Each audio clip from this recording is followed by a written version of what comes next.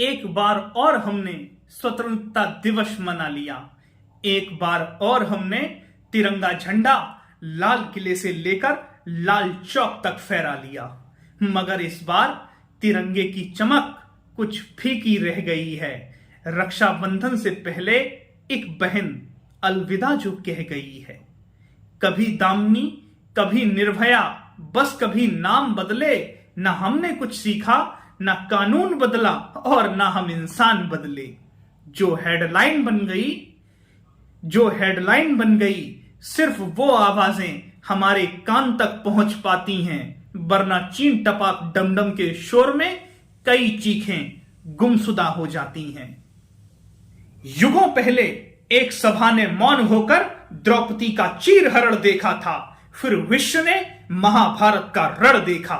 द्वापर में कृष्ण अगर हमारे नेताओं के जैसे होते तो पहले द्रौपदी की जाति पूछते, धर्म देखते और फिर कुछ कहते। पांडव भी कुरुक्षेत्र में अपने अग्निबाणों से आग न बरसाते, आंखों में आंसू और हाथ में पोस्टर लेकर कैंडल मार्च करते और न्याय की भीख मांगते हस्तिनापुर के बहरे सिंहासन और अंधे सम्राटों से। मगर धन्य हो तुम द्रौपदी, जो तुम्हारे पास कृष्ण जैसा भाई और पांडवों से प्रतिज्ञावान पति थे, जिन्होंने तुम्हारे एक एक अपमान का बदला 100-100 बाणों से लिया, जिन्होंने तुम्हें अपनी बिसेली जुबान से वैश्या कहने वाले कर्ण को मस्तक काटकर जमीन पर सुला दिया।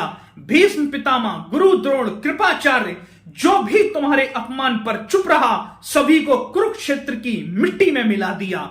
जिन्होंने उखाड़ दी भुजाएं उस दुशासन की जो सभा में तुम्हें खींच कर लाई थी, जिन्होंने तोड़ दी जंघा उस दुर्योधन की जो तुम्हें उस पर बैठने का निमंत्रण दे रही थी। धन्य हो तुम द्रौपदी, जो हम जैसे कायरों के युग में नहीं आई, जो अपनी पहचान भूल बैठे हैं, जो भूल बैठे हैं उस इतिहास को जहां जब एक दुराचारी ने सीता का हरण किया तो किसी मतवाले वानर ने पूरी लंका को ही कैंडल समझकर फूंक दिया।